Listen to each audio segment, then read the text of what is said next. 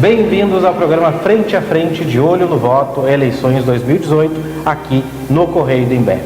Nós estamos aí, a partir de hoje, a 7 dias da eleição do primeiro turno e agora, finalmente, os cenários nacional e estadual parecem começar a dissolver alguns contornos para que a gente saiba qual é a linha que o eleitor deve ir para a urna levar o seu voto no dia 7.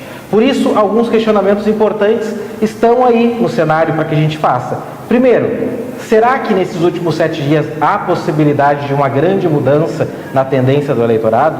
Será que nesse primeiro turno tivemos exemplos de que a democracia brasileira ela ainda pode ser muito melhor explorada, diferente do que vimos em eleições passadas?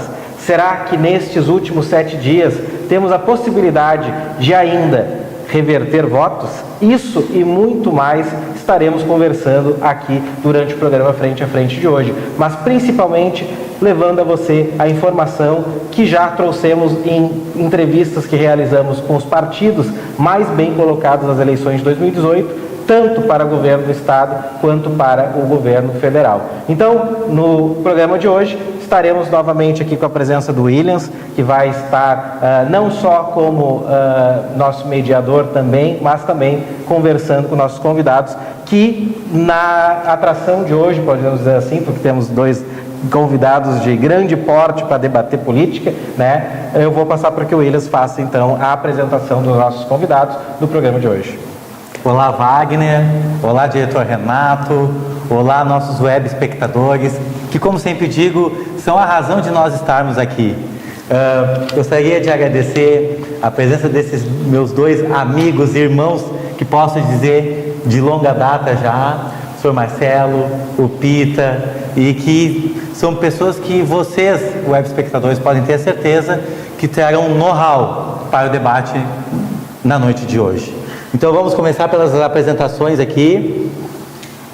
À minha direita, logo aqui, professor Marcelo Terra Reis, advogado, presidente do CORED, Conselho Regional de Desenvolvimento Econômico do Litoral Norte do Estado do Rio Grande do Sul, pró-reitor de Relações Comunitárias da Unicenec Osório, Centro Universitário Científico de Osório, coordenador do curso de Direito da Unicenec Osório. Possui graduação em Direito pela Universidade Luterana do Brasil, especialização em Direito Constitucional, Direito Administrativo e Direito Tributário na Universidade Federal do Rio Grande do Sul. Mestre em Desenvolvimento Regional pelas Faculdades Integradas de Taquara, FACAT, está cursando doutorado em Direito na Universidade de Buenos Aires, UBA. Tem experiência na área de Direito e de Desenvolvimento Regional. Olá, professor Marcelo Reis. Seja muito bem-vindo. Muito obrigado, Williams. Cumprimentar o Pita e o Wagner. Estamos à disposição, esperamos poder contribuir para esse debate. Agora, um pouquinho mais à direita, ao lado do professor Marcelo, temos aqui, José Vitor Pita dos Santos. Nossa, eu pedi o currículo dele, veio mais ou menos umas 5 folhas, sabe, Wagner? Então eu vou tentar ser sucinto, assim, para que vocês possam entender. Ele é formado em Administração na FAPA e em Direito na Rita dos Reis. Ele iniciou a vida pública em 1973 e onde a sua maior bagagem é como técnico tributário do Estado. Já trabalhou em diversas atividades dentro do Estado, em diversos setores do Estado, acompanhou diversos políticos, né, como César Busato, Germano Rigoto, Ieda Crucius, e lá vai mais, e ao longo aqui do debate ele vai poder apresentar um pouquinho mais, mas para ficar mais ou menos no mesmo tempo de apresentação. Então nós temos um grande professor, né, quase doutor aí, em Direito, e temos um técnico do Estado, também formado em Direito e Administração, e que com 1 ano de experiência, e segundo ele, já vou adiantar, Wagner, tem a solução para a questão das contas do Estado. Muito bem-vindo, José Pita, e dê as suas bem-vindas. Obrigado. A sua apresentação aos nossos web espectadores. Obrigado. Uma boa tarde a todos. Wagner, prazer conhecer, professora, Marcelo, espectadores. É uma satisfação muito grande estar aqui presente, né? Porque nós que vivemos nesse mundo terreno, né?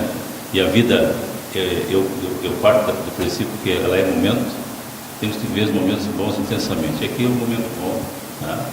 Discutir os assuntos com os amigos. Muito bem, então vamos aos temas então. Para começar, eu vou então me dirigir ao Pita, né? Como dito.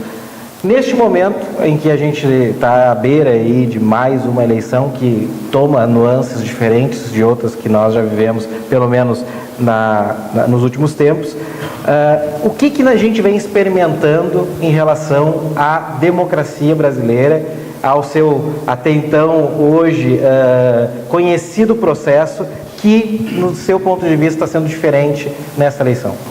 Bem, pela minha experiência administrativa, onde eu trabalhei em política, trabalhando com vários políticos, e sempre procurei sempre escutá-los, né? Então, um exemplo, quando trabalhei com o Luiz Roberto de Andrade Ponte, né, que é um empresário, foi ministro, nós viajávamos muito seguido e eu escutava muito quando ele falava. Então, ele sempre falava nessa palavra democracia. A democracia está deteriorada, né? O que acontece? Hoje, as palavras não podem ser mais, vamos dizer assim, sob a minha ótica, como é que eu vou dizer, constatar que a palavra realmente é aquilo que se diz, né?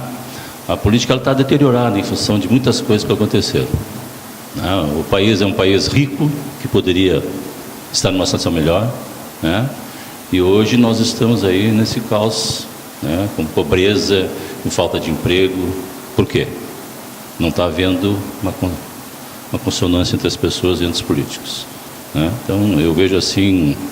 Então você acredita que realmente esse processo vem, como posso dizer assim, trazendo um outro lado da democracia que até agora, depois da redemocratização, ainda não tinha sido visto?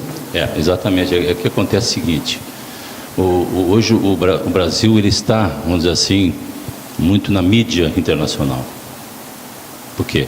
A palavra corrupção tomou conta, né, da política. Nunca se falou isso, né? Eu me lembro que em 64, por exemplo, eu era jovem, eu devia ter o quê? 18 anos, eu estou com 65 anos hoje, né? Então, não se via falar as coisas abertamente como estão falando hoje, né? Isso aí preocupa muito, principalmente os jovens, né? Os jovens estão inteirados, porque hoje nós temos o quê? Nós estamos na era da informática, né? Dos meios de comunicação estão mais avançados, né? Então, as crianças estão... Eu vejo por mim, né? Eu sempre digo, né? Eu não faço mais filhos, eu faço neto, eu tenho 6 netos. E eu converso muito com eles, né? Eu faço oficina, eu sou cooperativista familiar. Williams, tu participou dessa série de entrevistas que nós realizamos aqui com representantes dos partidos. Dentro dessa temática que ainda, né, vamos chegar no professor Marcelo também. Tu acredita que os partidos que passaram pelas nossas entrevistas, eles estão conseguindo imprimir efetivamente a identidade dos seus candidatos e respeitando aí dentro do que nós estamos falando nessa questão de democracia, cada um dos partidos está absorvendo esse processo que está acontecendo no atual momento? Wagner, assim, ó, essa crise que o país está passando é uma crise financeira, política e de identidade. Hoje o Brasil não sabe que país é. Nós vemos, né, nas mídias assim, que Brasil que tu quer, eu quero. Na verdade, nós não sabemos hoje o Brasil, que país que ele é, que linha ele tem, para onde ele quer ir, onde é que ele quer chegar. Existe uma crise de identidade, onde as pessoas estão tendo vergonha de dizer que são brasileiras e cada vez mais indo morar no exterior para fazer as suas vidas. Então, através dessa crise, só para chegar lá, quando, que nem se diz, né, os antigos, né, a dificuldade entra pela porta, o amor sai pela janela, né? Então, nesse momento de crise, existe, Wagner, uma grande dificuldade das pessoas, e aí há um grande questionamento das pessoas também. Por quê? Porque não está vendo, na prática, a teoria ideológica, social de cada partido. Isso já vinha sendo questionado durante anos e anos, durante eleições e eleições. Como é que o partido de direita se coliga com o partido de esquerda? Como é que o fulano falava mal e agora está de braço dado, sabe? E aí, com a questão das redes sociais e como as pessoas estão cada vez mais inteiradas, está havendo sim um questionamento maior das pessoas não aceitarem. Mas aí eu também não sei se elas não aceitam, se é porque elas realmente acham isso antiético ou se porque está em crise. Sabe? Porque se daqui a pouco nós estávamos conversando em off, até o professor Marcelo e eu antes, se a coisa estivesse boa, talvez as pessoas não questionariam isso, entendeu? Então, como está assolando uma crise geral, os partidos não estão conseguindo, Wagner, não estão conseguindo imprimir a sua ideologia e as pessoas também não estão sabendo saber qual a sua própria ideologia. Elas sabem o que elas não querem, mas elas não sabem o que elas querem. Dentro dessa temática também, Marcelo, existe uma questão que na política sempre é muito dita, né? Que não se investe muitas vezes no conhecimento do eleitorado para que se possa então ter um eleitorado massa de manobra. E a democracia, ela não vê a questão de estudo, ela vê que cada um tem seu voto e esse voto é particular de cada um. Tu é professor universitário e tem no seu dia a dia de lidar e lida com alunos que estão fazendo faculdade. Tu acredita que realmente existe esse diferencial ainda? Ou, assim como nós estamos dizendo agora, numa eleição, existe polos muito claros, até mesmo os mais esclarecidos, em alguns momentos, demonstram que não são tão esclarecidos assim? Bom, Wagner, a gente está num momento em que há um protesto generalizado. Tá?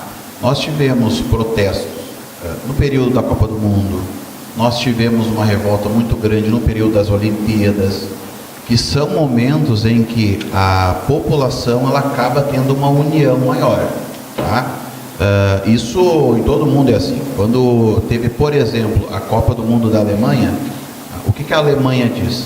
Os alemães dizem. Eles dizem que é o seguinte: quando teve a Copa do Mundo da Alemanha, foi o primeiro grande evento após a queda do Muro de Berlim que ocorreu um trabalho conjugado de toda a Alemanha. Esse foi o aspecto positivo da Copa lá. Então veja, esses momentos festivos, eles são momentos em que nós temos uma união da população. Tá? No Brasil foi totalmente diferente. Nós tivemos a Copa do Mundo, que apareceu, já começou a aparecer escândalo. Tivemos a Copa do Mundo com muita contestação. Nós tivemos a Copa do Mundo em que o presidente era vaiado, a presidente na época vaiada. Momentos em que aquele orgulho nacional ele pode aflorar, nós tivemos um momento de queda. Tá? Nas Olimpíadas, de igual forma, daí se eu não estou equivocado, as Olimpíadas o Temer já estava. Estava no processo de impeachment, se não estou equivocado. Também, Olimpíada, mesma coisa. A moral do brasileiro começou a ir para baixo. Bom, aí tem todo o processo de impeachment. Além de todo o processo de impeachment, que é um processo que politicamente...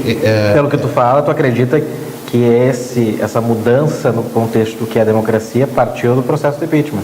Não, eu acho que até não foi só no processo, foi o desgaste do governo Dilma. O governo Dilma teve um desgaste muito forte, aí culminou, teve a Olimpíada, teve Copa do Mundo, depois teve a Olimpíada, que são momentos em que o Brasil poderia, aquele orgulho brasileiro, trabalho conjunto, como aconteceu agora na Rússia. A Rússia diz: olha, nós vamos provar para o mundo que a gente também sabe receber as pessoas, porque toda a contestação que tem no cenário internacional quanto à Rússia. Então, a gente teve todos esses problemas, nós tivemos todo o processo de impeachment, toda a contestação do governo Temer. Então, o povo, e além disso, toda a crise que a gente passa, o processo da Lava Jato. E aí, claro, quando começa a doer no bolso, como já foi dito, mensalão. Então, a gente está num ponto, e aí a gente chega num período de eleição, em que as pessoas dizem o seguinte: olha, eu não quero nem saber, eu quero ou devolver para os índios, ou eu vou votar em alguém aí, se for para acabar com tudo, que acabe. Então a gente está chegando num ponto, e veja, tudo isso nesse período eleitoral. É uma eleição de ódio, né? É uma eleição de ódio. A gente está perante uma eleição de ódio, em que tu não consegue trocar 3, 4 palavras com as pessoas. Claro que isso não é de agora. Isso, nós estamos nesse período eleitoral dessa eleição de ódio. É um processo que já é se um iniciou. processo mais de 4 anos. Tá? E aí qual é o cenário que a gente tem numa eleição como essa? A tendência é que vá para o segundo turno Haddad e Bolsonaro. Então, se nós estamos hoje aqui, alguns dias do primeiro... São dois extremos. São dois extremos. Dois extremos. Então, nós estamos aqui há 7 dias da eleição, tá? Uma semana antes da eleição, com a probabilidade de ir para o segundo turno, o PT, tá? Que tem todo esse histórico, todo esse problema, que teve períodos positivos no governo, teve, mas também tiveram muitos problemas, com o pessoal do Bolsonaro, que pega toda aquela frente antipetista. Então, infelizmente, eu não sei se nós não estamos ainda num período mais tranquilo, e se no segundo turno nós vamos ter mais problemas ainda. Tá? Porque é possível que a gente tenha, diante desse contexto, e eu digo pessoalmente, o Bolsonaro ele estaria no segundo turno, vai estar no segundo turno, todo mundo sabe que desde o início ele estaria no segundo turno, mas eu preferiria que não fosse o PT para o segundo turno. Tá? Que pese em um momento da minha vida, eu votei no PT, acho que muitas pessoas já fizeram isso, mas nós chegamos para um segundo turno entre A e o B, A e o totalmente antagonista do B. Então, nós estamos num período muito complicado. E concordo com o professor, e a questão também é a seguinte, ó, como foi dita, se for ver bem assim, ó, quem é o eleitorado do Haddad? É o eleitorado do PT e a da esquerda. O do Bolsonaro, eu tentei analisar, tentar diagnosticar qual é o eleitorado dele. E eu vou te dizer, Wagner, existem muitos de direita que estão apoiando o Bolsonaro, mas não é a direita. Na verdade, são os revoltados, é o voto de protesto. É aquele voto que votou no Tiririca para deputado. É o voto de protesto do país. Só que ao invés de ter sido em São Paulo, que nem aconteceu, com o deputado, está acontecendo no país, que é o voto de protesto, não é o da direita. Sim, e o contexto que eu tentei traçar, William, justamente é esse. É um voto de protesto, só que não é um protesto de um mês. É uma carga muito grande que a gente tem nessa eleição. São anos e anos contra o governo, e não é só o governo Dilma, é contra o governo Dilma e contra o governo Temer também. Mas um eleição. Voto de protesto revoltado, porque é o seguinte, ó, eu acredito que vai votar no Bolsonaro não porque ele vai ser um bom presidente, é porque quer radicalizar, entendeu? Mas olha só, porque tem tantas outras vejam opções. Bem, agora quero tem fazer tem o próprio eu quero fazer um direcionamento Silva, do que está sendo dito. Primeiro lugar, o que está sendo dito aqui? Está sendo bem claro, né, observamos que existe sim uma crise na questão da democracia, e tanto para o eleitor quanto para os partidos, né? Não diferente disso, demonstra-se que o primeiro colocado nas pesquisas do segundo turno é um candidato presidente de um partido que é o PSL, que não tem essa carga política, né, para se dizer que chegaria no primeiro turno numa eleição normal. Outra coisa que parece ser consenso aqui e que se vem falando é a questão de que existe também, né, um processo da degradação, vamos dizer assim, da democracia, que passou por vários partidos, e não apenas pelo partido A, B ou C. Chegando nisso, Pita, eu te faço a pergunta. Num processo ao qual a gente tem aí a tendência mais do que clara, né, de que esse segundo turno será disputado entre Haddad e Bolsonaro. Ontem, Datafolha lançou mais uma pesquisa, novamente Bolsonaro com 28 pontos, estagnado, não cresceu nem baixou. Haddad permanece ali na casa dos 22, 24 pontos. A pergunta que eu te faço, essa população que tanto fala em mudança, levar esses dois personagens para o segundo turno, não me parece um pouco, eu quero mudar, mas o que vai mudar com esses dois chegando à presidência da República?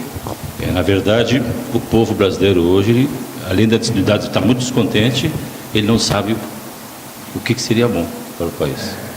Esse é o problema, né?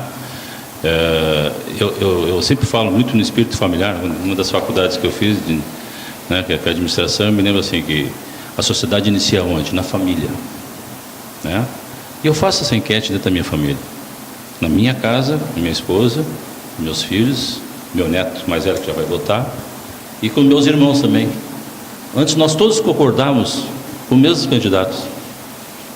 Hoje ninguém sabe o que vai fazer, entende? O meu neto mesmo que vai votar pela primeira vez, assim, eu não sei o que eu vou fazer, vô. Não sei o que eu vou votar. Ou seja, as pessoas querem uma mudança, mas não sabem a direção que vão tomar. Exatamente, está faltando direção. Né? Então, assim, é um desconforto muito, muito forte, viu?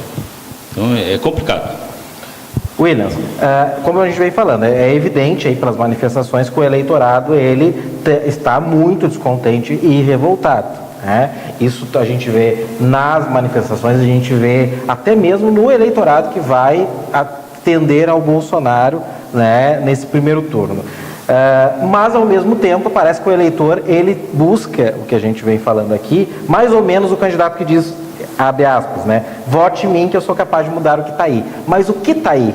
Né? Começa por aí a primeira pergunta. As pessoas têm noção do que está aí para ser mudado? Tu acha isso? Na verdade, Wagner, elas dentro da maneira delas, elas tentam expressar o quê? O que na verdade a população brasileira quer? Se for falar de forma resumida, ela quer viver bem, ela quer poder proporcionar educação para os seus filhos, ela quer poder ter o seu ranchinho ali no final de cada mês, poder fazer um churrasquinho no final de semana, ela quer poder estar andando de carro, ela não quer luxo, ela quer viver bem. Só que aconteceu, com a crise econômica, o poder de compra baixou e apertou. A nova classe média já não conseguiu se manter, a inadimplência subiu horrores, o risco do país subiu horrores, e aí é uma bola de neve. Na verdade, as pessoas elas querem viver bem, tanto é que, volta ao que nós estávamos falando, se tivesse tudo as mil maravilhas, não haveria esse questionamento todo. Mas no momento que apertou no bolso, as pessoas passaram a questionar tudo. Elas mesmas, os políticos, sistema, sabe? E aí abriu brecha. E aí a questão da campanha do Bolsonaro. O que eu acredito? O Bolsonaro, ele fez um grande marketing político. Com a mudança da lei eleitoral, que diminuiu de 90 para 45 dias, ele começou já desde antes a tentar se tornar popular na mídia. E como é que tu te torna popular na mídia? Não é fazendo coisas boas. Quantas coisas boas são divulgadas e compartilhadas pelas pessoas? Poucas. É somente polêmica e coisa ruim. Então ele começou a soltar polêmica, a falar polêmica, a gerar polêmica, a tudo com polêmica, e o nome dele começou a se tornar popular no país todo. E isso durante 3 anos. Foi a mesma tática utilizada pelo Trump. A eleição americana foi assim. Como é que o Trump, vindo do nada, dentro dos republicanos, se tornou presidente da República? Fazendo polêmica. E de polêmica em polêmica, as pessoas começaram a ver ele como uma alternativa, como uma forma de protesto, como uma alternativa contra a Hillary e o Obama, e aí se elegeu o Trump. O Bolsonaro a mesma coisa. Só que qual é a diferença do Bolsonaro para o Trump? O Trump é um empresário bem-sucedido e que tem um amparo, o Partido Republicano, que é 50% da base da política americana. O Bolsonaro, né, é reformado, é deputado, não tem experiência executiva, vem de um partido que não tem tradição em experiência executiva, porque isso conta muito, nós sabemos disso, na administração pública não é o eleito que ajuda a executar as coisas e fazer a máquina andar, é a sua equipe toda. Então é de um partido que não dá suporte e com polêmica. O que vai acontecer?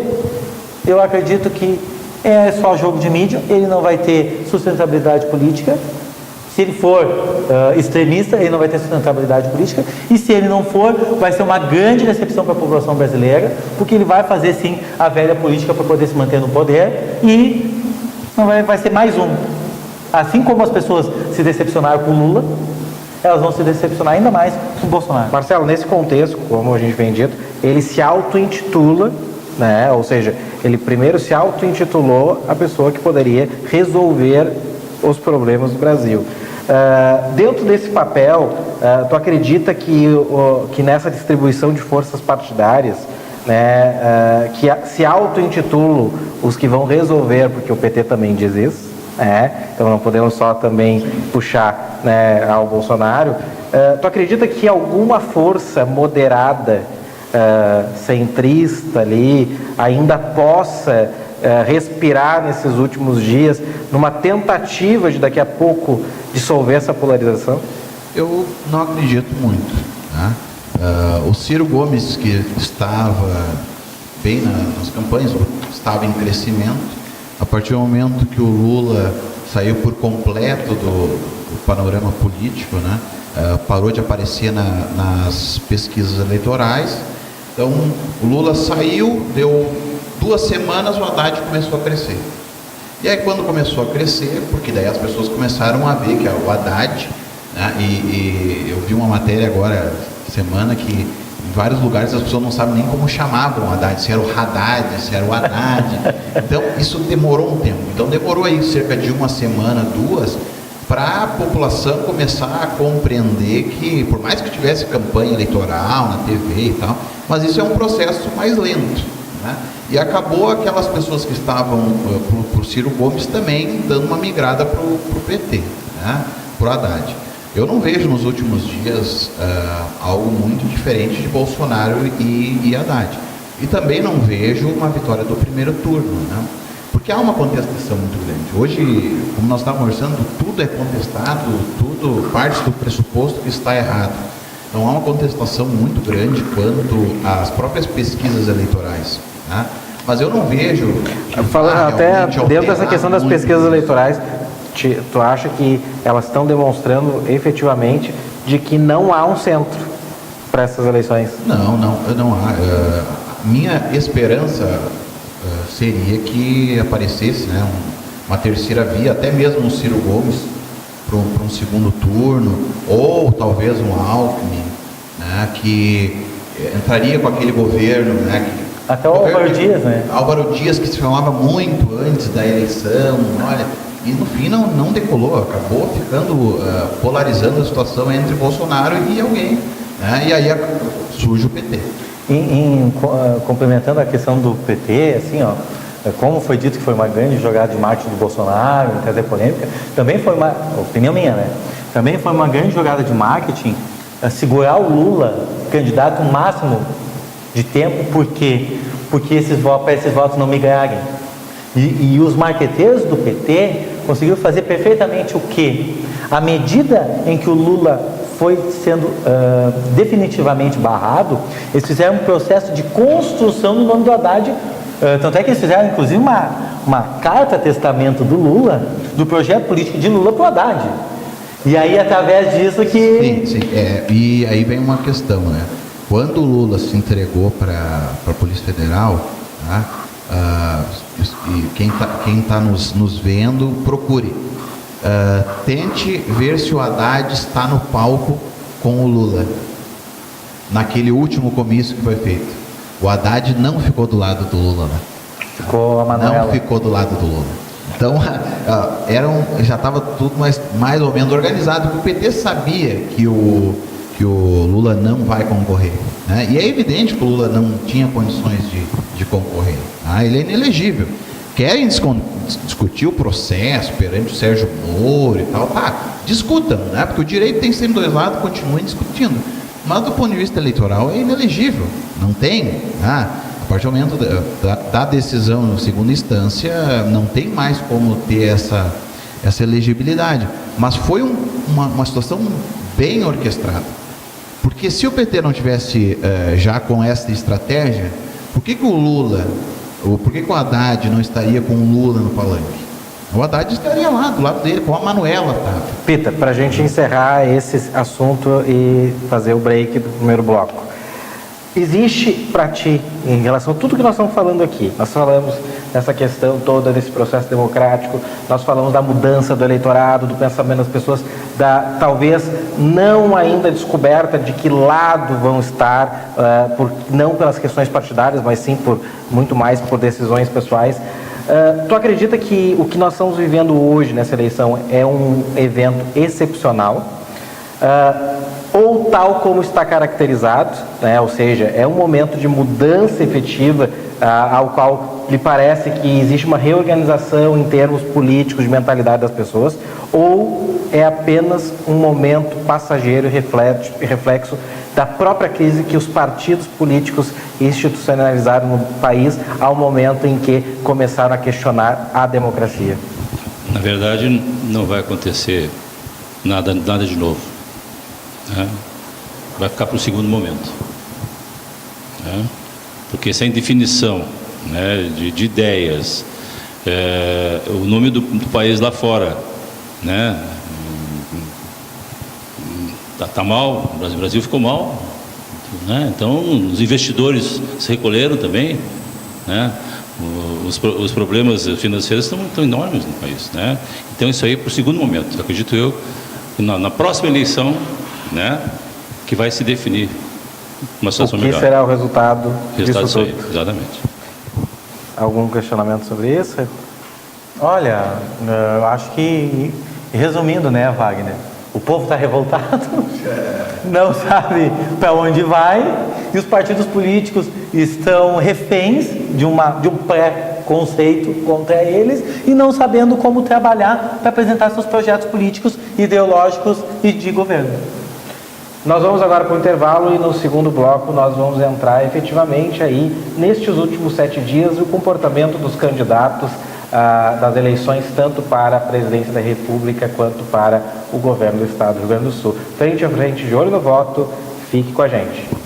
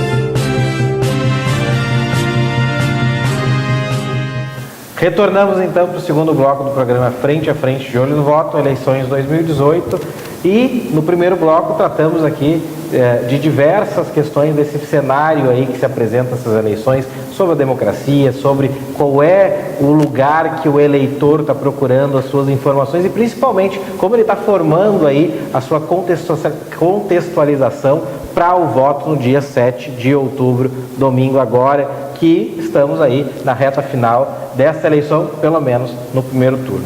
Dentro de tudo que foi falado, Marcelo, eu gostaria de pontuar uma questão e gostaria que todos dessem a sua opinião sobre, né? Existe aí essa questão, como falamos anteriormente, de que o debate político em si ele mudou o viés nessas eleições.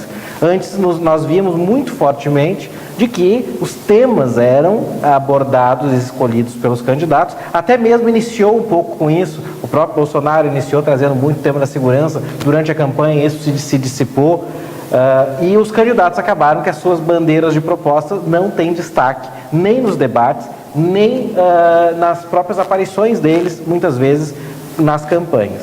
Não se tornou um pouco perigoso uma eleição ao qual os pontos pessoais dos candidatos têm muito mais relevância do que exatamente as propostas que eles têm para a população brasileira? Com certeza.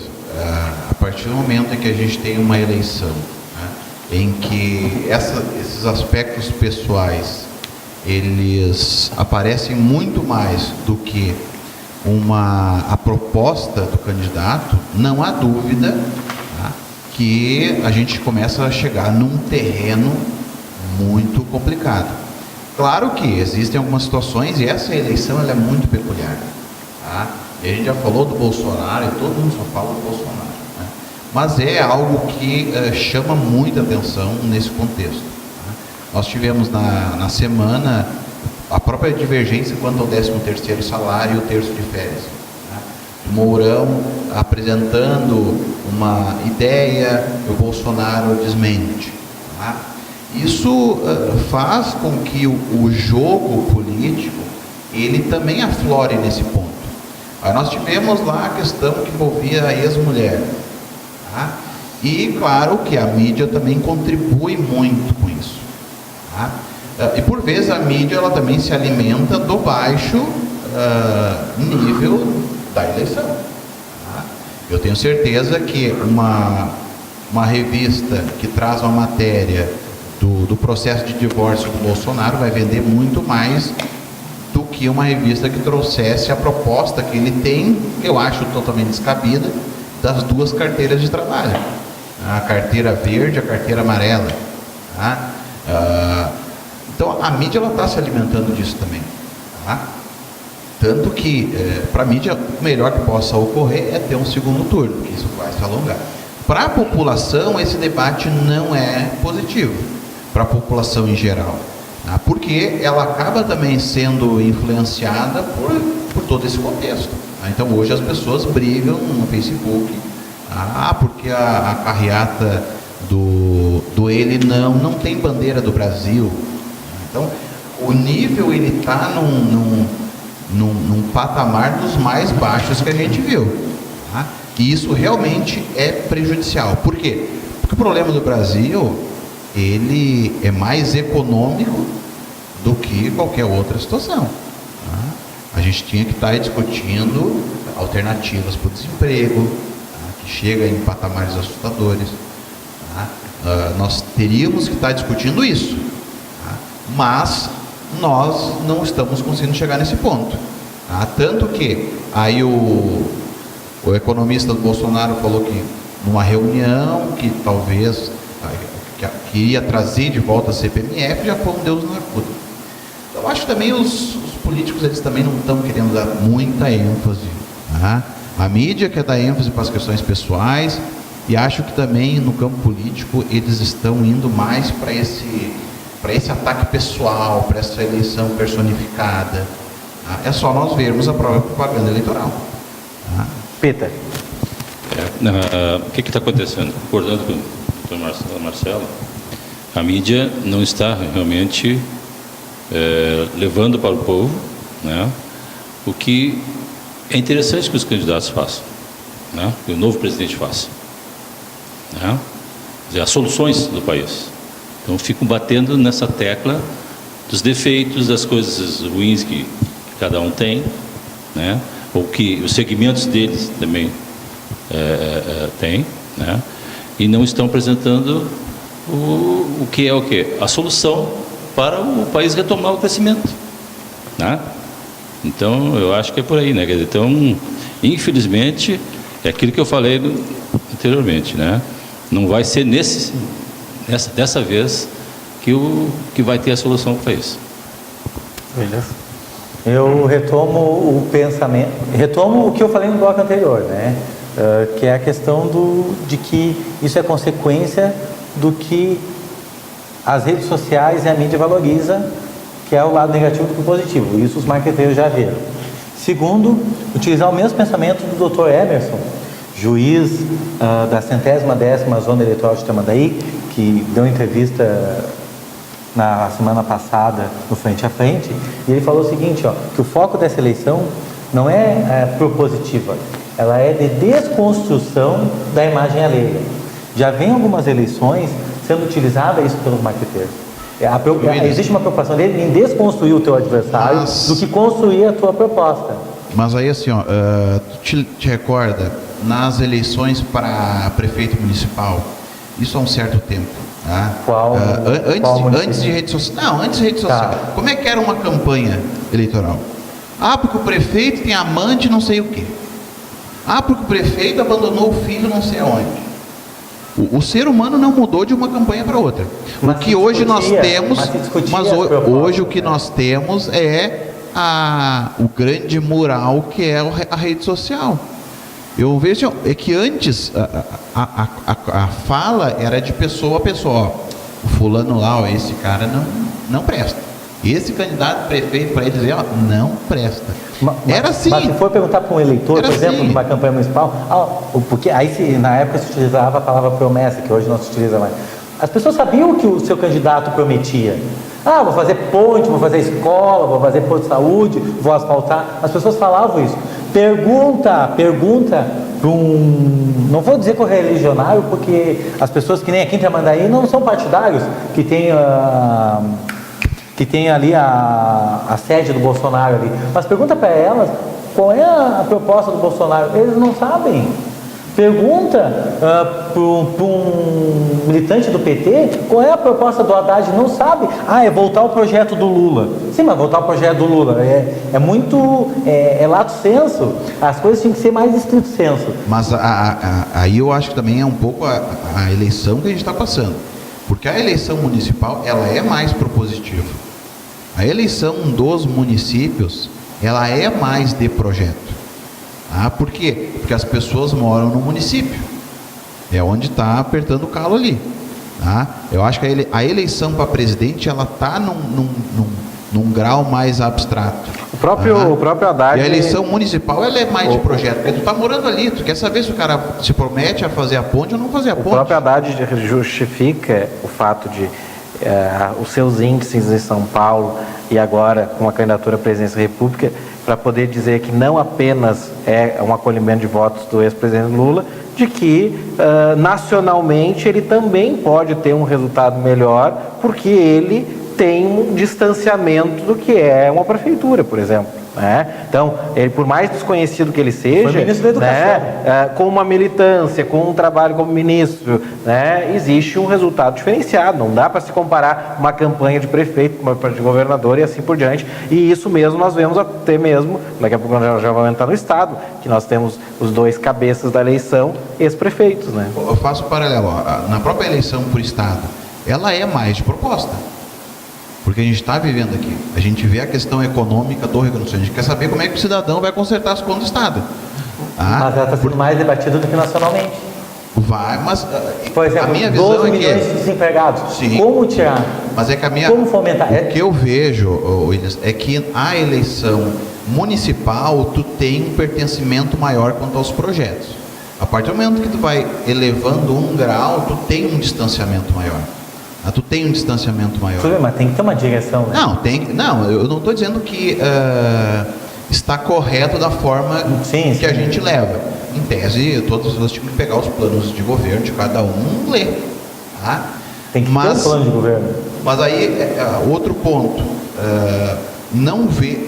Hoje nós temos uma eleição muito pautada na discussão, porque há essa polarização de PT e Bolsonaro, ou Bolsonaro e anti-Bolsonaro. Porque nosso contexto nacional hoje é o A e o anti-A. Esse é o contexto. Então é uma eleição mais aflorada nesse ponto. E o B também tem o anti-B, né? Também tem. Os anti-B. Também. E só que eu não vejo que as pessoas mudaram a tal ponto.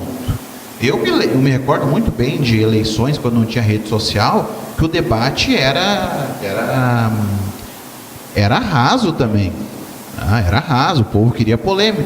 Só que hoje nós temos um contexto de rede social, que as coisas polemizam muito mais.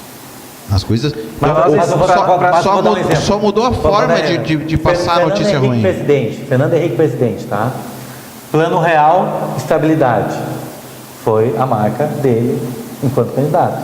Reeleição de Fernando Henrique. Estabilidade, aí privatização e terceirização, que aí vem a questão que nem dos pedágios, essa foi a marca do Fernando Henrique.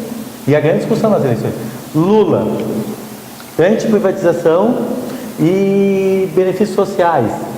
E aí o Bolsa Escola, Bolsa Gás, transformou no Bolsa Família, e aí veio a questão do ProUni, sabe? Mas existia um projeto claro. Nós vamos instituir bolsa, nós vamos instituir, sabe, ajuda, seja para Minha Casa Minha Vida. Fernando Henrique tinha, porque nós vamos transformar no estado mínimo, sabe? Isso é que eu não vejo. Não, o que aconteceu hoje? Plano Temer, tirar os 12 milhões, desculpa, mas tirar os 12 milhões. Reforma trabalhista e reforma da Previdência. Reforma trabalhista já foi feita. Não baixou 1 milhão ainda. Ah, não, porque com a reforma trabalhista vai ter mais, os empregadores vão investir, vão empregar, vão assinar carteira. Esse foi o discurso de 1 ano e meio. Sim. Não aconteceu. Reforma previdenciária, não, porque se isso acontecer, vai diminuir o risco, e aí vai ter mais investimento, e aí até que ponto? Se uma não deu certo. E esse foi o plano Temer, desses 2 anos. E aí? E aí todos apoiam a reforma previdenciária, mas ninguém explica como, e, sabe? E aí a coisa passa batido, e o que se eleger, e aí depois não adianta reclamar, né? Mas é justamente porque a nossa eleição ela está muito polarizada, que não há espaço hoje. Não há espaço hoje. A mídia também, como a gente já falou, essa discussão pessoal, né, ela vem demais. Ela tenta desconstruir, né? Ela vem demais. E aí vem um outro ponto do comportamento do eleitor. Tá? O que eu identifico é que aquele fanatismo que nós tínhamos, o pessoal da esquerda, tá? Hoje existe também. Tanto que eu brinquei hoje no grupo do WhatsApp que o eleitor do Bolsonaro, ele é igual ao eleitor ferrenho do Lula. É verdade. Ele está abraçado e é torcida. Não importa o que diga, né? Não importa. E infelizmente a gente chega nesse nível, tá? Que é um nível que desce na questão do próprio projeto, tá? E aí a gente fica numa situação muito mais rasteira. Pita, nos seus anos de experiência de política, assim, né? Já viu alguma eleição tão baixa como essa que está tendo agora? Nas anteriores? Eu participei de 4 eleições. 4 eleições eu participei. Para governador, né? Essa de interregno de 2 anos, né? E para vereador, prefeito também, nunca tinha visto. Sinceramente, muita baixaria, né? Sem propósito nenhum as mensagens, né? E o povo está dissonante, né? E acredito também, não sei, é falta de exigência do povo, né? Mas isso, a própria eleição americana, ela teve tanto que foi a eleição dos robôs, né? Sim. Que o Trump usou muito bem as redes e conseguiu. Eu vejo que, por isso que eu reputo assim, eu não consigo identificar que as pessoas mudaram. Eu acho que é todo um novo contexto, é uma forma de falar algo e ser reproduzido. Tá? Hoje, se eu postar algo lá, algo feliz nas redes sociais, vai ter, sei lá, nas minhas redes sociais ele vai ter 300 curtidas. Mas se eu postar algo polêmico, olha, vai ter 200 compartilhamentos. Tá? Porque eu tenho um grupo que está engajado, principalmente se for um grupo político. Tá? Então, se eu postar uma polêmica, vai ter uma repercussão maior. Então, as pessoas elas acabam entrando nesse circuito. Tá? Bom, dentro dessa questão de mudanças, a gente também vê algumas mudanças no cenário estadual, né, de comportamento também do eleitorado. Uma delas é que a gente sabe que, por tradição, no Rio Grande do Sul não há reeleição, né, nunca houve a reeleição de um governador, independente do seu projeto político, né, e que não que tenha claro que essa possibilidade pode acontecer agora, mas existe umas pinceladas de demonstração de um eleitorado que se diferencia de eleições passadas em relação ao comportamento com o atual governador, que antes de iniciar o processo eleitoral, pelo menos para os seus opositores, era carta fora do baralho e que se demonstrou muito pelo contrário, jogando até esse momento e com uma estabilidade de jogo muito grande.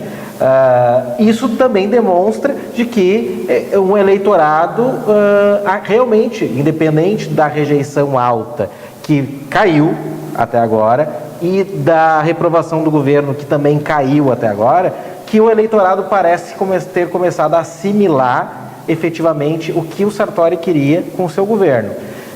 A pergunta que eu faço em relação a isso, nesse processo da reta final, que existe pela primeira vez também um cenário de primeiro turno onde direita e esquerda não estarão disputando um possível segundo turno, né? Estará tudo de um lado da balança apenas. Dois fatores são importantes e eu gostaria a opinião de vocês de avaliação para o segundo turno. Primeiro, de que lado da balança que sobrar, vamos dizer assim, né, penderá o voto do segundo turno? E a segunda pergunta é se, com essa mudança agora, pelo menos na última pesquisa, Leite passando com 1% na frente de Sartori, mas Sartori não diminuindo o seu patamar de eleitorado. Vocês acreditam que ainda nessa reta final possa o Sartori reverter isso, ou a tendência é de ele manter o seu eleitorado, daqui a pouco o Leite buscar os eleitores ainda do Rosseto, daqui a pouco, mas mais claramente Jairo Jorge, né, esses candidatos mais próximos à candidatura do Leite? Posso começar então? Opinião minha, tá? Na verdade, eu acho que foi uma grande frustração para o governador Sartori, tá? Por quê? Os 4 anos de governo dele, ele fez um governo voltado para a direita, com o suporte da direita. O MDB é um partido de centro, então ele pode jogar com a esquerda e com a direita, por ele ser de centro. Então ele jogou com a direita. Tá? A base aliada dele é PP, PSDB, a direita. O PDT foi base, mas não ficou muito tempo. O que aconteceu? Ele voltou o seu governo para a direita e a direita se voltou contra ele. Ele ditou as cartas com a possibilidade da privatização da CE, sabe? Atitudes de direita. E a direita virou as costas para ele. E aí agora ele está tentando sobreviver sem o suporte do projeto político ao qual ele adotou. Eu acho que é uma grande, não vou dizer traição por parte da direita, mas uma grande frustração para ele, que adotou talvez o lado errado.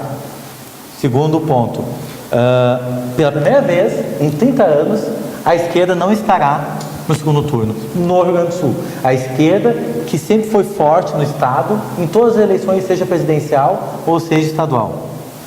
Terceiro ponto, quem vai definir a eleição é a esquerda, opinião minha. Por quê? Porque o Rosseto está com 12 e o Jair Jorge está com 8, os dois somam 20. E 20 vai definir a eleição. A questão que eu acho é a seguinte: será que o governador Sartori vai ter humildade o suficiente para ceder e tendenciar o seu próximo governo para um pouco mais de esquerda? Porque aí tem que ter um ato de humildade do governador Sartori para poder buscar. Porque, por exemplo, ele não vai ter o apoio do PT e do PDT se ele continuar querendo privatizar a CE, por exemplo. Será que ele vai ter essa humildade? Será que a base aliada dele vai ter essa humildade daqui a pouco de mudar um pouco, já que a direita virou as costas para ele? Outra, ou será que o ódio do PT e do PDT pelo Sartori é maior a ponto de se aliar o seu maior rival, que é de extrema-direita, que é o do PSDB? É uma incógnita, porque tudo pode acontecer e a gente não espera mais nada. Hoje, se fosse antes dessa eleição, eu diria o seguinte, que se o PDT e o PT votassem no PSDB, Marx estaria se remexendo no caixão. Mas hoje a gente não espera mais nada. Eu não duvido o Rosseto estar num palanque com o Eduardo Leite. Dentro dessa mesma linha, só acrescentando um detalhe, as pesquisas demonstram que o eleitorado do Eduardo Leite parece ser o mais conservador, né? Da esquerda, vamos dizer assim. E que isso teria tirado o potencial de crescimento do Sartori nesse primeiro momento, e também teria buscado um pouco de votos do próprio Jairo Jorge e também de aquele eleitorado que poderia tender para o Rosseto, né? Tu acredita que dentro disso tudo está sendo falado e ainda mantendo o que já veio sendo perguntado no início, existe essa questão de minguar os votos nessa reta final, ainda mais desses candidatos, levando daqui a pouco uma vantagem do Eduardo Leite, esta vantagem que ele possa tomar à frente do Sartori?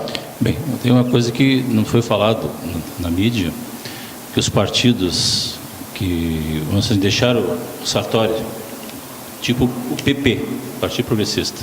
PP, PDT, né? Não, mas o PDT saiu antes. Não, o PTB, inclusive, eles estão divididos. Eles estão divididos. Quer dizer, isso não foi levantado na pesquisa. Entende? Quer dizer, o que pode acontecer? Nesse segundo momento, e a coisa também está vinculada à presidência da República. Claro. Né? Quer dizer, então, essa semana vai ser muito importante. Que, aliás, Carmen Flores, que é da candidatura de Bolsonaro, abriu voto a Sartori essa semana. Né? Quer dizer, então, vem de conta o que eu estou dizendo. Né? E pela minha experiência política também, pela conversa que eu também tive, até com a presidência do PP, que eu sou amigo do Celso Bernardes, né? Houve uma divisão. Né? Então, esta semana vai ser decisiva. Mas tu ainda acredita que possa reverter isso no primeiro turno? Vai reverter no primeiro turno. Vai reverter. Esta semana, então, efetivamente, promete fortes emoções. Com certeza. Até porque teremos o debate da RBS também, né, essa semana. Num segundo turno, analisando a questão do PT e do PDT, tá? O PT, ele deve ficar inerte, não se manifestar num segundo turno, havendo segundo turno. Tá? O PT já teve esse procedimento na eleição municipal de Porto Alegre. Tá? Foi uma eleição recorde de abstenções, tá? Mais de 20%. Né? O PT já saiu do jogo e aí abriu para o Marquesan. Tá? Então, a tendência no cenário estadual é que o PT adote o mesmo posicionamento. Tá? Claro que hoje o governo Marquesan é um governo muito criticado, tá? Isso é uma realidade, e há alguns segmentos do PT até questionando se não seria, na época, o apoio ao Melo algo mais indicado. Mas o PT preferiu sair do cenário e até não indo votar. Então, é algo que pode ocorrer para o governo estadual. O PDT, penso que não. O PDT não. O PDT, ele vai se manifestar. Tá? Só que, claro, como ele saiu do governo Sartori, fica uma situação um tanto quanto complexa.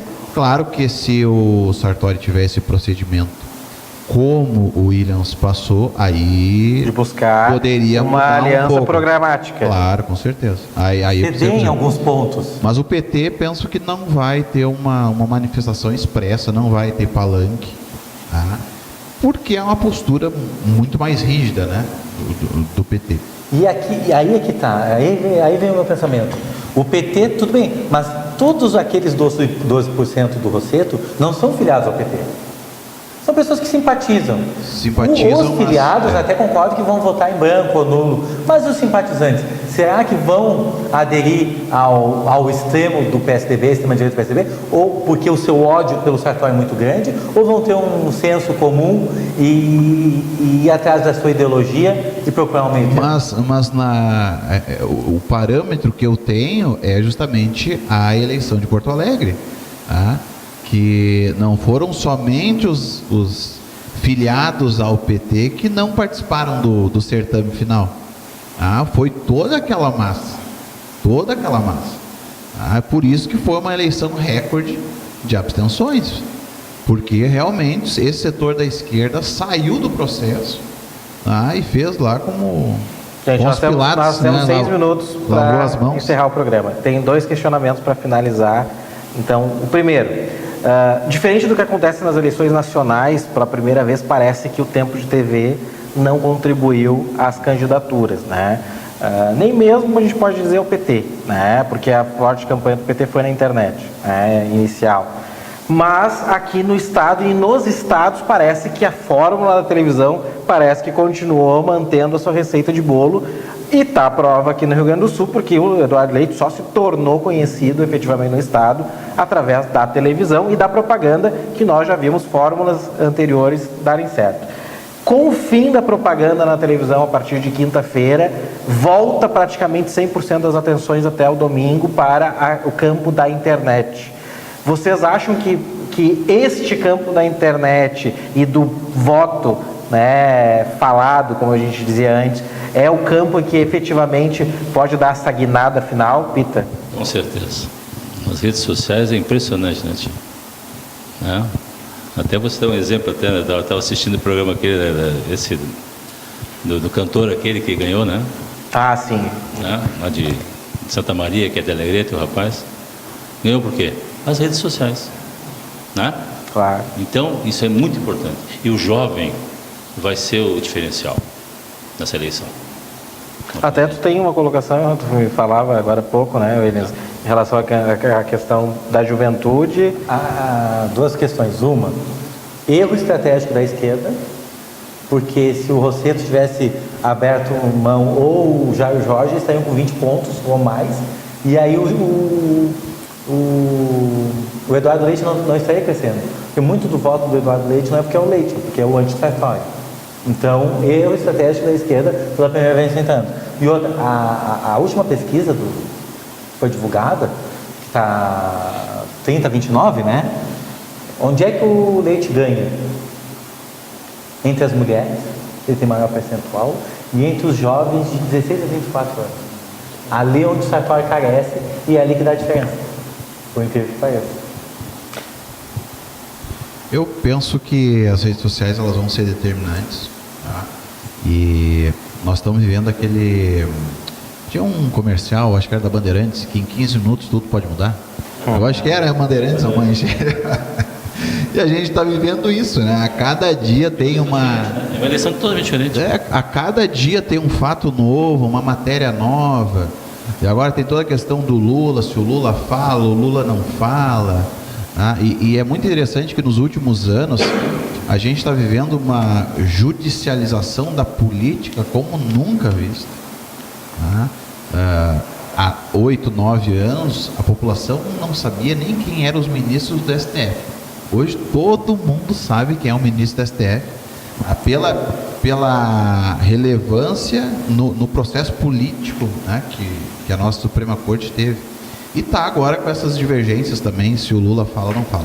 Então acho que assim, os últimos dias eles vão ser dias tensos, né, muito tensos, que as redes sociais elas vão ser determinantes, e há uma espécie de busca de furos de reportagem, de matérias que estão sendo assim, nos últimos dias veiculadas.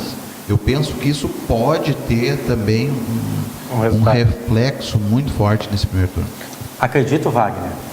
Wagner, é minha vez, Wagner. Acredito, Wagner. De novo, outra vez? Não, tu pediu para mim falar sobre a pesquisa. Eu vou falar sobre o que tu falou das redes sociais. A princípio é o seguinte, ó. São dois candidatos que eles têm um equilíbrio de forças. Porque o que acontece? Um candidato para chegar lá, teoricamente, ele tem que ter base partidária. Então o que acontece? O Sartori veio de partido do MDB, que é muito forte no estado, tem uma tradição muito grande. Em contrapartida, o vice do Leite, que é o PP, tem o maior número de prefeituras no estado. O MDB tem o maior número de filiados, o maior número de vereadores, e o PP, vice, tem o maior número de prefeitos. O PSDB é um partido que vem coadjuvante, tem a sua estrutura, mas não tem força o suficiente. Em contrapartida, o Sartori tem o PSD e o PSB, que faria esse contraponto. Então, assim, ó, acabou o horário de TV, na hora de bater palma nas casas, fazer boca de urna e tudo, os dois candidatos têm força de militância e partidária para isso. E, consequentemente, vai ter militância para as redes sociais.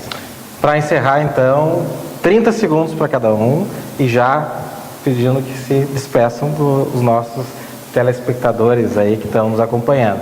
Peter, reta final, últimos dias, entre os desafios principais dos candidatos, o que tu poderia dizer que, na tua opinião, seria o maior, e por um acaso entre eles não estaria daqui a pouco a busca das forças políticas de buscar aquele voto que tem a tendência de ficar em casa no domingo, dia 7?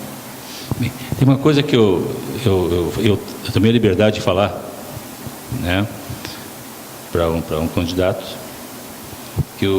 uma coisa que eu vivi intensamente na minha vida profissional, que é a sonegação fiscal. E todos os candidatos não estão comprometidos, né, teoricamente, com o empresariado.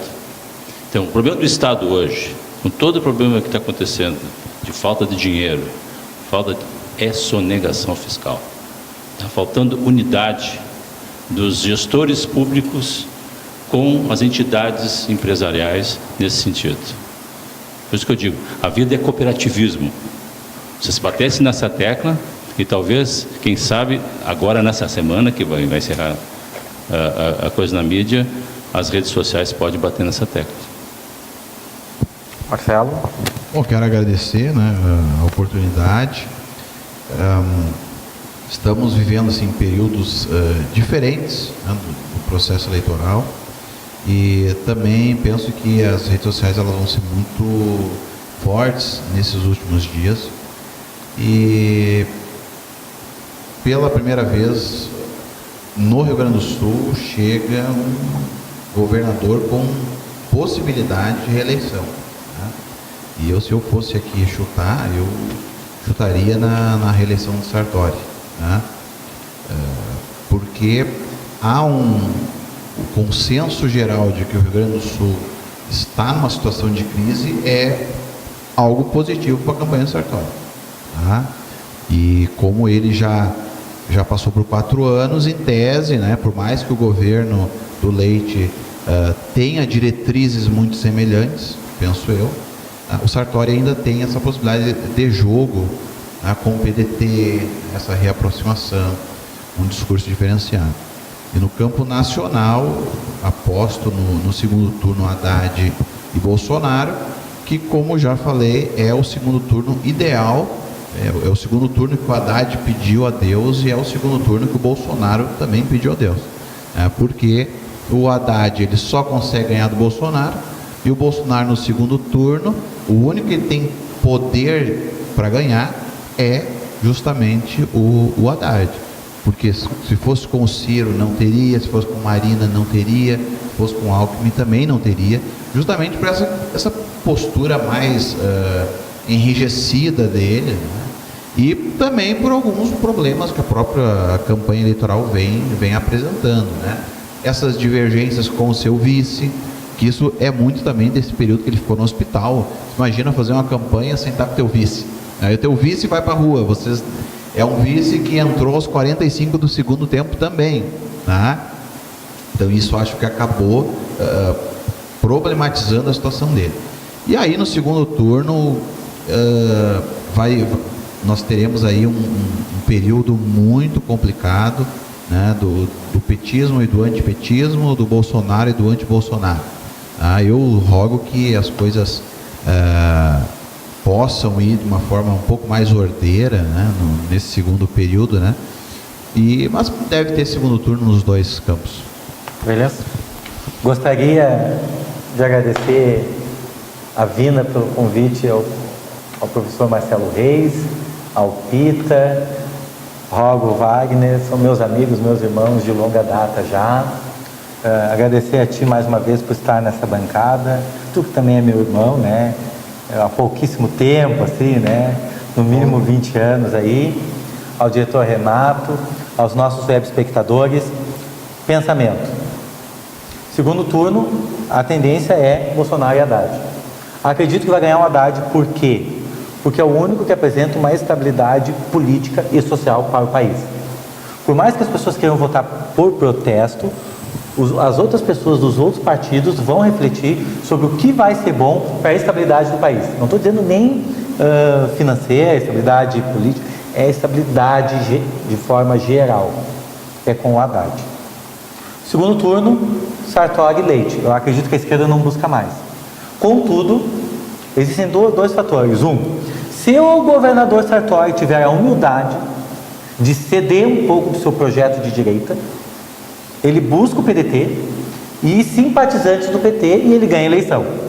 Se ele for intransigente e querer manter o seu projeto de direita, ganha o Leite, porque a direita está apoiando o Leite. A direita, o que o governador Sartori tem que ter em mente, isso eu estou falando em disputa eleitoral, não estou dizendo que para ele ganhar a eleição, hoje ele precisa da esquerda para ele ganhar a eleição. Se ele prefere não ganhar a eleição e ser intransigente, perde a eleição, pronto, fez a parte dele. Se ele quer ganhar a eleição e fazer por onde, ele cede e busca a esquerda. E mais, se for nesse viés de que o Haddad é presidente, Para o Rio Grande é muito melhor ser o Sartori governador. Por quê? Porque o Haddad presidente e a Manuela de vice, sendo do Rio Grande do Sul, buscam uma interlocução muito maior com o Sartori do que com o PSDB do Eduardo Leite, que é a arquirrival há muitos anos. O Leite governador e o Haddad presidente, vocês tirem fora o acordo do Estado. Não vai sair, não, você sabe, não vai sair recurso, não vai sair nada. É só olhar o que foi o governo da Ieda com o PT na presidência. Nós temos que pensar nisso. Se for o Bolsonaro, até acredito o seguinte, que com o Bolsonaro ainda o Sartori tem um viés bom, porque o que acontece? O Bolsonaro traz uma interlocução tanto com o Sartori quanto com o Eduardo Leite. Inclusive, a candidata ao Senado do Bolsonaro, a Carmen Flores, abriu voto para o Sartori. Então, quer dizer, o Eduardo Leite, com 2 presidenciáveis no segundo turno, ele tem uma possibilidade. E o Sartori tem as 2. Só que para ele ter as 2, ele tem que ter exatamente a humildade de buscar a esquerda. Um abraço a vocês e até a próxima. Agradeço a presença de todos, Pita, Marcelo, Williams. E a você de casa, a gente quer fazer nosso agradecimento aqui em nome do Correio do Imbé, por todos que acompanharam essas edições especiais do Frente a Frente de Olho no Voto, eleições 2018. Estamos encerrando no primeiro turno, com esse nosso grande momento de discussões aqui. Já faço o convite aos 2 para o segundo turno, um programa final também. E esperamos aqui, através da página do Correio do Imbé, ter ajudado vocês com todas as entrevistas que trouxemos com os partidos, também com o juiz eleitoral e agora essa análise final, ter ajudado para que você possa ter aí no dia 7 feito a melhor escolha para o seu voto. Então, fica o nosso agradecimento e nos encontramos com o programa Frente a Frente especial de Olho no Voto, eleições 2018, no segundo turno. Muito obrigado e uma boa noite.